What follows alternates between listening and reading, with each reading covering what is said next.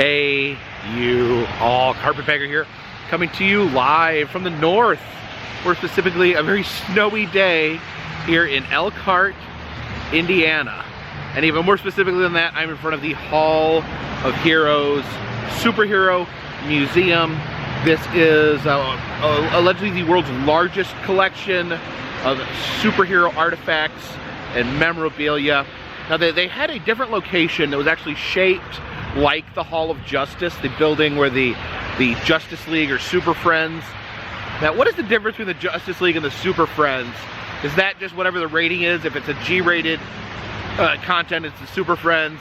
If it's more gritty, it's the Justice League. Anyways, leave a comment in the comment section if you know the answer. But yeah, they apparently had the old building shaped like the Hall of Justice. They wanted a different location. They needed a bigger location and one that was located closer to the highway. So they moved out here, and this is their new location. So let's go check this out. Please follow me.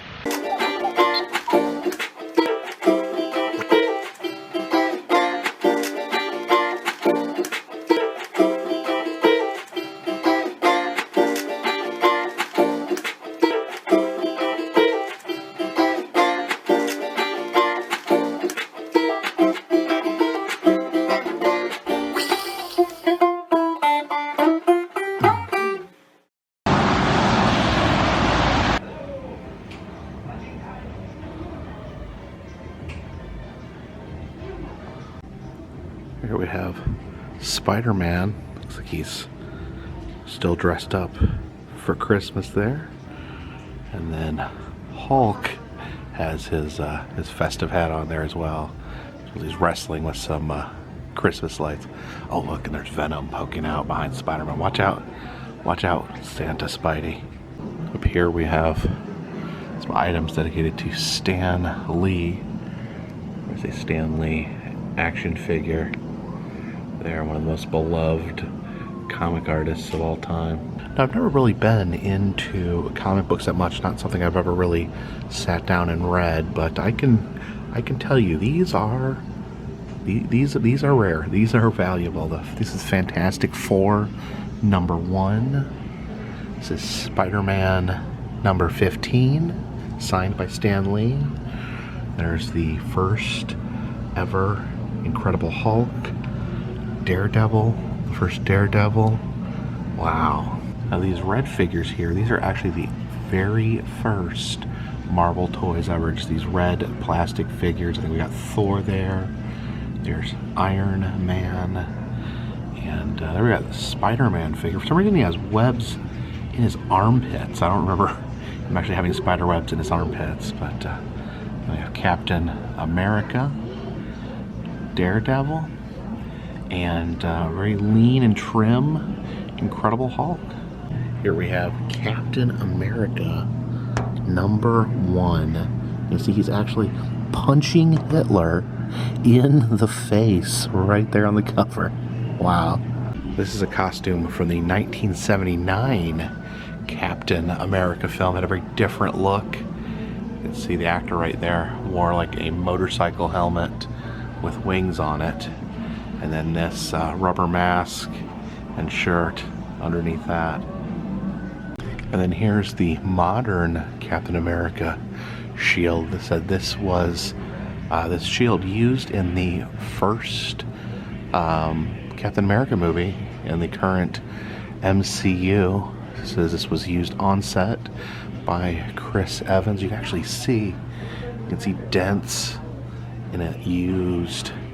If it was actually used, took some damage over the course of the movie. And we go around to the other side, and it is autographed by every member of the staff there. You can see the straps that would be held by Captain America. These cases here of toys for individual heroes. Here's the Hulk case. You can see the Hulk, you know, making his very angry, strained face there.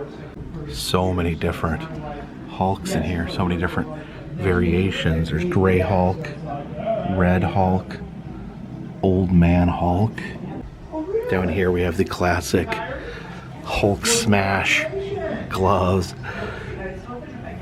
I think they make a noise or something when you punch someone with them. Although I've heard someone I knew actually use these to try to have a boxing match, and they said they tore open and the mechanical part cut somebody. So don't use them for boxing. It's Incredible Hulk phone. It's the Thor case. These different versions of Thor. You see Loki there on the throne. The Captain America case. Got Captain America as well as some of the other characters. Is that the Red Skull? Old Captain himself.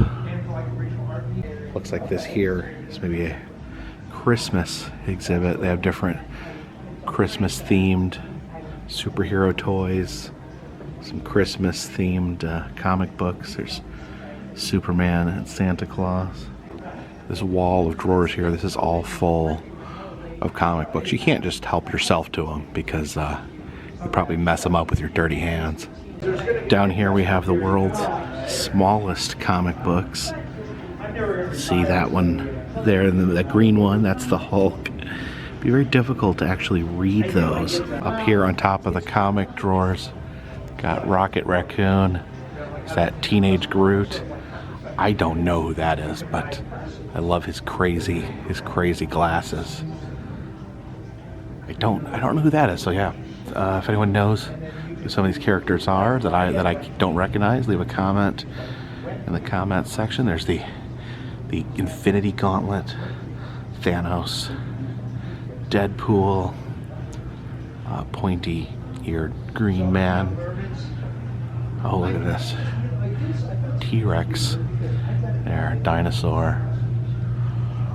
Yeah, a lot of strange green men. Well, I think I know this one. This is the Dr. Doom. Spider-Man case here. Spider-Man with all the villains. Yeah, look at all those different villains that Spider-Man has battled over the years. Here is an actual screen-used Deadpool mask. This was worn by Ryan Reynolds in the movie. I checked the app here, and it explained that this was, I guess this would be covered up with CGI in the movie, but he would wear this mask underneath and have those dots there to help the CGI artists create the CGI mask over top this one. Here is a maquette for Spider-Man 3.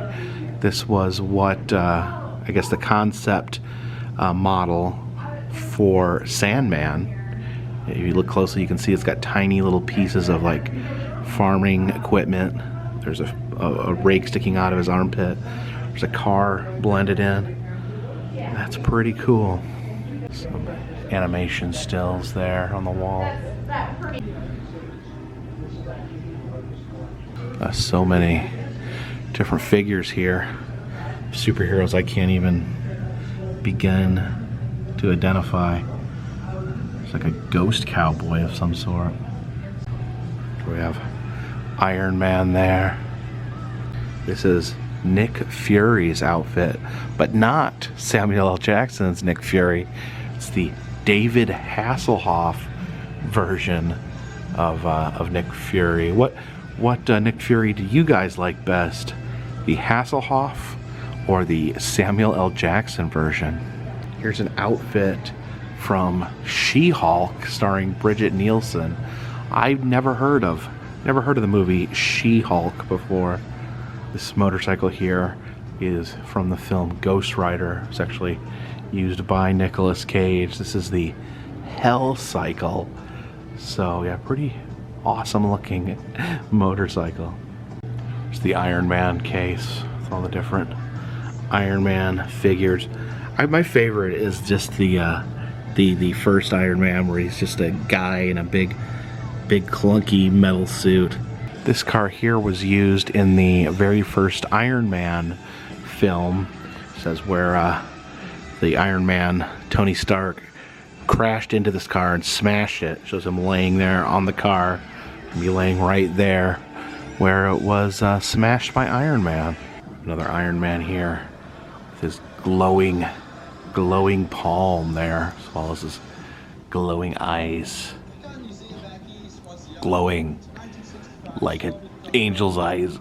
This book here, Seduction of the Innocent by Frederick Wortham. He was a child psychologist who wrote this book saying that comic books were corrupting children's minds, and that apparently Congress actually convened and created the Comic Code. It says during this time that parents were burning comics, fearing that they were corrupting children forever. And I guess these were some of the examples that he used. These were mostly crime and horror comics.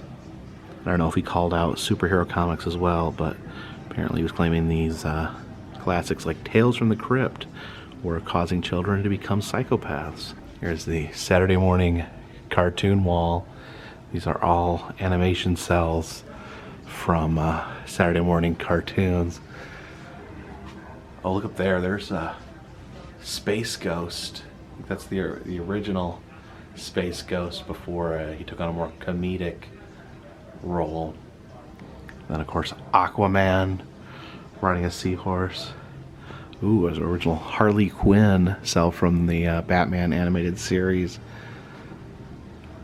Superman, Fantastic Four.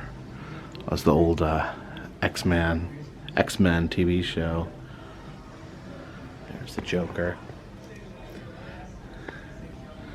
So the Wonder Twins. They have a blue monkey. There's the Flash and oh wow, Blue Falcon and Dynamite.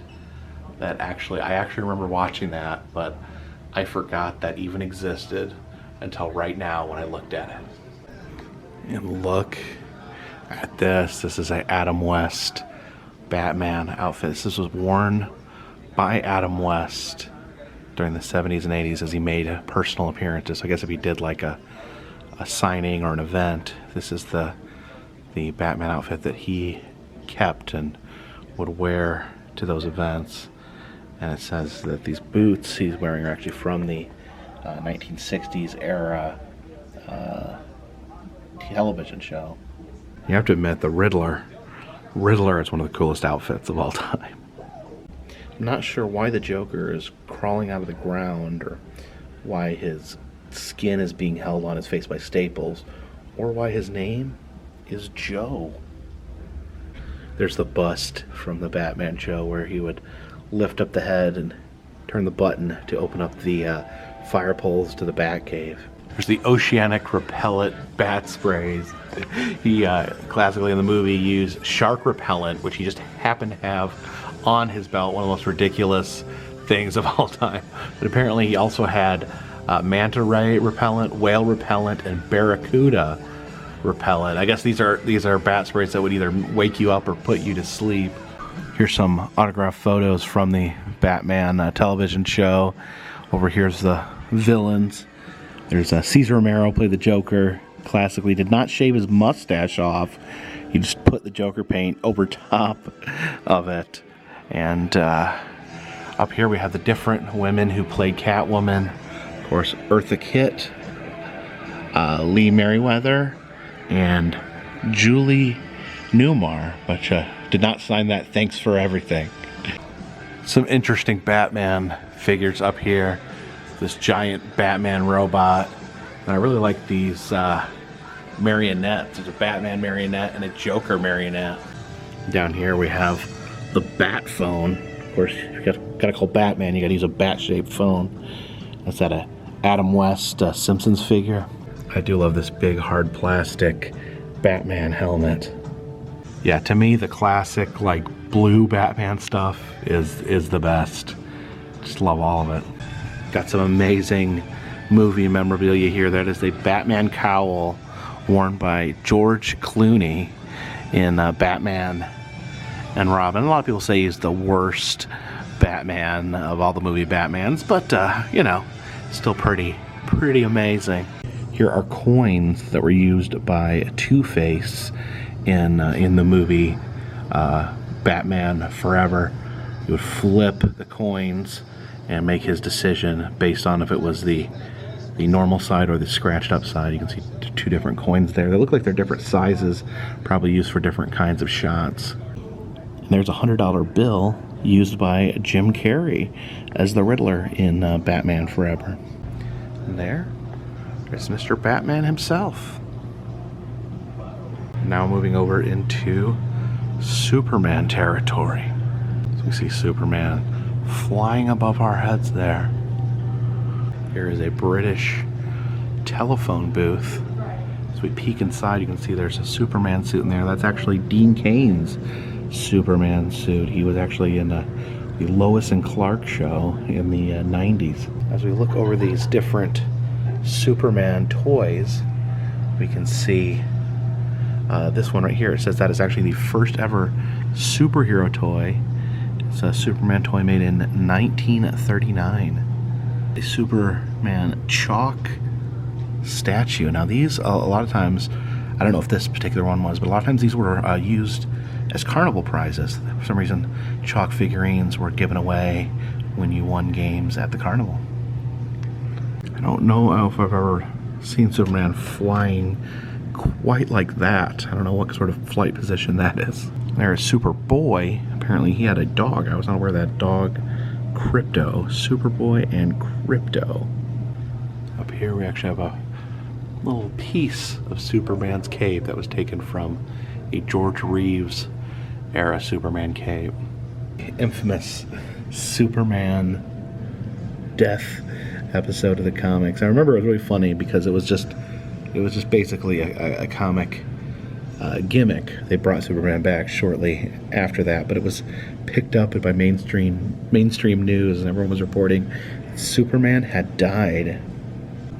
There's Bizarro, who apparently lived in a different dimension from Superman, if I recall correctly, where everything was opposite, where Superman was evil, and apparently the world was square. Is that like Super Chimp right there? Was there a Super Chimp? Superman string puppet. Pretty amazing. There's a play set where Superman boxes Muhammad Ali. I think there's like a comic where they boxed each other. I mean, Muhammad Ali is a great boxer, but I don't know if it's fair to put him up against Superman. I mean, you know, with all the powers. And honestly, you could spend probably days looking through this museum, looking at all the different figures, comics, toys. Pretty in-depth stuff here. Here we have the Green Lantern. Yeah, look at all that greenness in there. There's some of the rings worn by the Green Lantern. Of course, he gets all his power from his rings. I love this, how the Green Lantern, who looks quite different in that, but he's just throwing a criminal, just chucking a criminal off the building.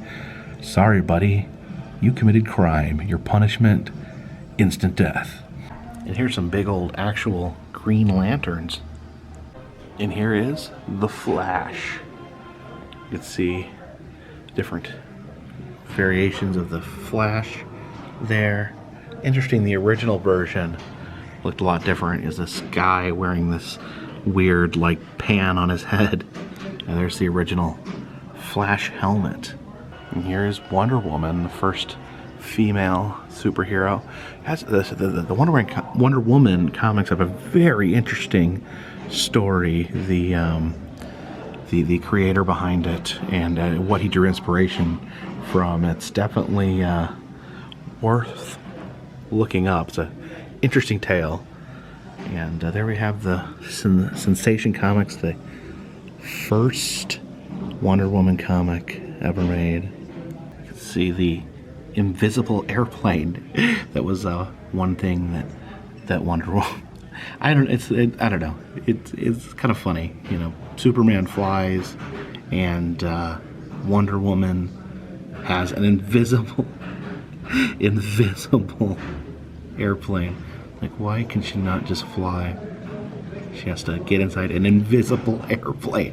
I mean, she's not invisible, so you still see her like flying through the air in a seated position. And here's an April Fool's Day prank by Hot Wheels. They released a empty package claiming to be Wonder Woman's invisible jet. And there's the wondrous woman herself. I think I already asked this, but the Super Friends, it's the Super Friends and the Justice League. They're the same thing, right? What is the difference between the Super Friends and the Justice League? I don't know if all these, I don't remember there being a blue monkey in the Justice League. So I don't know if there's different members or it's a different configuration, but I don't know, some of the same members seem similar. Oh, I actually remember this. Down here, Plastic Man. There was a Plastic Man cartoon on TV when I was a kid, so I thought he was amazing. I loved him. He was one of my favorite superheroes as a kid. There is a Hall of Justice playset. Like I said, this museum used to be housed in a building shaped like the Hall of Justice, but they moved locations. I believe it's based off of a real building, I think in Ohio, somewhere in Ohio. It's like a train station or something. But yeah, the Six Flags ride, the Justice League ride, is actually in a building shaped like that. I don't know who that guy in the purple bowler cap is, but he does not look very super. Yeah, all the different designs here. I love these characters with their felt costumes. I like how Wonder Woman isn't showing skin, she's wearing a flesh-colored jumper. Oh, I think is that Starro? I think that was the giant starfish that appeared in the recent Suicide Squad movie. Oh yeah, there's another Starro. Pretty cool. Some of these old Halloween costumes with the plastic masks there. Yeah, these were back in the golden age of Halloween costumes. So you could be Plastic Man there. So wide variety of different comic book characters here. The Ninja Turtles. I remember actually when I loved the Ninja Turtles when I was a little kid, I asked my dad to buy me the comics, and I was very surprised because they were swearing and murdering people instead of, eating pizza and yelling cowabunga. They were stabbing and swearing. I also got the Thundercats there, which is another one of my beloved childhood cartoons. There is a rubber chicken signed by Svengoolie, who is like the local TV horror host in these areas. Some Dungeons and Dragons action figures there. There's the $6 Million Man, Steve Austin, not to be confused with Stone Cold Steve Austin, of course. My grandma, I think, actually has that figure in our old toy box back at her house. Here is G.I. Joe Bullet Man, which that's got to be the funniest costume I've ever seen. He's got no pants. His arms are metal. He's got a giant bullet thing on his head. That's absurd. But watch out behind him. There is Sasquatch. I think Sasquatch was the arch nemesis of the $6 Million Man. I think he fought Sasquatch in one episode. It's the Mad section. They have Spy versus Spy, but they also have these Alfred E. Newman Superman figures. They have Superman, Robin, there's Batman back there, the Green Lantern. That's pretty funny. There is Mighty Mouse and Underdog. Now the funny thing about the Underdog cartoon, I don't know what the comics, but in the cartoon, the original cartoon, he would actually pull out a pill and swallow it, and that would turn him into his Underdog superhero character. But they actually edited that out of the cartoon because I guess they thought that it was encouraging people to take drugs, because it literally was like a big pill, like a big drug that he took to turn him from a normal dog into Underdog. There is a random signed picture by Gabriel from Walking Dead. And this here is the personal appearance outfit of the Lone Ranger. Clayton Moore, who played the Lone Ranger in the 1950s television series, would wear this for personal appearances he would make in the 60s, 70s, 80s, and 90s. Okay, this is pretty hilarious. That's the actual Green Lantern shirt that Sheldon from Big Bang Theory wore in the show. Yeah, the Blue Falcon and Dynamite. I need to go back and watch some of that because I remember loving it when I was a kid. And again, it's one of those things that like was in the deepest, darkest recesses of my mind until I was just reminded here of those characters. There's Birdman. Of course, Cartoon Network would recycle some of these old Hanna-Barbera characters and make new shows. They'd take Birdman, turn him into Harvey Birdman, attorney at law. And most famously, they took Space Ghost, who was one time a serious character, and turned him into a strange talk show host that would appear on Cartoon Network. Okay, this is another thing that just got like emerged from the back recesses of my deepest, darkest mind. The Herculoids. Oh, what are these things? I remember these. There's like a blob, and then there was like a Triceratops thing that it like could shoot things out of its horn.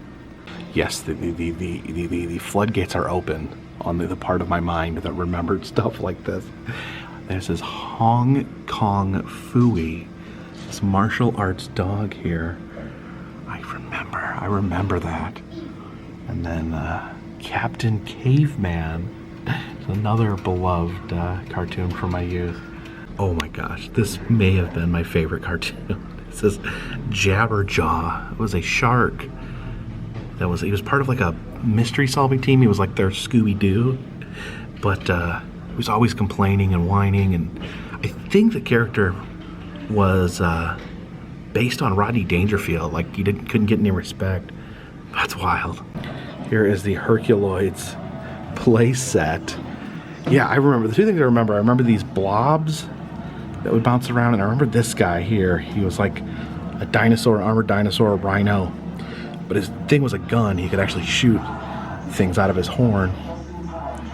Yeah, what are these characters' names? I need to know more about the Herculoids. There's a big gorilla there. Oh, and here's Space Ghost in his Space Ghost Coast to Coast form. Oh, it's actually signed by George Lowe, who actually I met him at Free Play, Florida. He was a real funny guy. This is William Katz's costume from The Greatest American Hero. TV show ran from 81 to 83. I've never seen this show. I've heard of it. And I think that's one of the theme song is Believe It or Not, I'm Walking on Air. Yeah, I never had the honor of seeing that show, but that's still pretty cool. And here they actually have a little miniature superhero themed arcade. It's the Batman game here. Looks like I'm in the Batmobile. I can fire my bat guns here. Maybe we should see. Okay, that moves the. Oh, wait a minute. Oh, now we gotta find Jack Napier. Gotta punch these goons. Take that goon. Oh, I got a batarang. Or how do I jump up? How do I jump up? Fire bat rope up to go up a level. How do I fire a bat rope? Oh, is that the vat of chemicals the Joker falls into? Oh, another goon. How did I get up here? I gotta fire a bat rope? Okay. The bat rope takes me up. Now I can be the Joker. I think I'm dead. This is Justice League Heroes Unleashed. Oh, okay. I'm Wonder Woman. There's clowns that I'm running at. I gotta punch their faces in. A lot of punching in all these superhero games. Oh, he's got a crowbar. See if I can do anything else besides punch. Oh, can I use my super kick? Oh, die bad clown. There we go. More clowns. Okay, I'm trying to use my superpower button. Oh, there we go. Oh, I just grabbed him with a lasso. Did like the Scorpion get over here with the lasso. Man, there's a lot of clowns here to fight. Got these pinball machines here. We have Batman the Show, Deadpool, and then Batman Forever. Oh man. We'll give Deadpool here a try. There's actually a katana, a giant katana there in the pinball.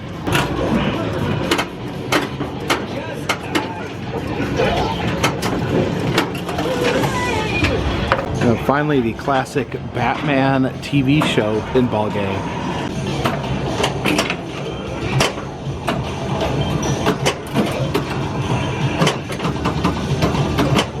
Looks like this is some sort of Batmobile driving game here. Oh, where am I going? Oh, I drove into the back of this truck. I don't know if that was a good idea. Oh, now I'm a bat plane. Oh, jeez, this escalated quickly. Oh, look at this here. We got a Superman bench. You can sit right in his lap there. Oh my goodness, it actually snowed quite a bit while I was in there, and it's still snowing.